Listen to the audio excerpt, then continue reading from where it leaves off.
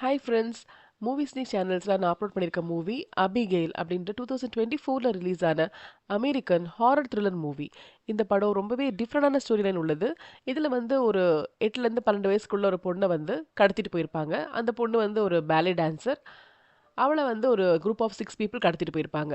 எங்கே கொண்டு போகிறோன்னு அவங்களுக்கே தெரியாது. ஒரு இன்ஸ்ட்ரக்ஷனில் கொண்டு போய் ஒரு பெரிய மேன்ஷனில் வைப்பாங்க.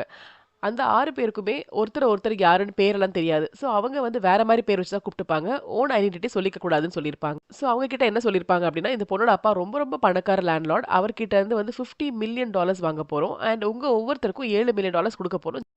ஜஸ்ட் 24 ஹவர்ஸ் மட்டும் அந்த பொண்ணை கரெக்டாக பார்த்துக்கோங்க. அடுத்த நாளே வந்து அந்த பொண்ணை அவங்க அப்பாட்ட கொடுத்துட்டு ரான்சம் வாங்கிடலாம் சொல்லியிருப்பாங்க. ஸோ அதை நம்பி தான் இவங்கெல்லாம் அங்கே இருப்பாங்க. ஸோ ஒருத்தரை பற்றி ஒருத்தர் தெரியாது. அவங்க ஃப்ரெண்ட்ஸும் கிடையாது. யாரை நம்பலாம் நம்பக்கூடாதுன்னு தெரியாத மாதிரி சுச்சுவேஷனில் அவங்க அங்கே இருக்காங்க. ஆனா கடைசியில பார்த்தா என்ன ட்விஸ்ட்ன்னா, இவங்க கிட்ட அந்த பொண்ணு மாட்டல. அந்த பொண்ணு கிட்ட தான் இவங்க மாட்டியிருக்காங்க. அந்த பொண்ணு தான் பிளான் பண்ணி இவங்க எல்லாரையும் அங்க வர வச்சிருக்கா. ஏன் வர வச்சா? எதுக்காக வந்து அவங்கள வந்து கொடுமைப்படுத்த போறா?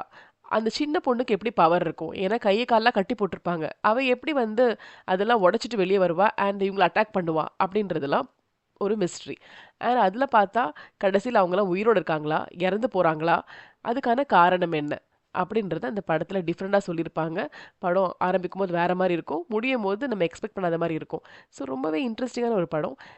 நம்ம சேனல்ல கண்டிப்பா போய் நீங்க பாருங்க. இதே மாரி இன்ட்ரெஸ்டிங் மூவிஸோட சீக்கிரம் உங்கள மீட் பண்றேன். அதுவரைக்கும் நன்றி. வணக்கம்.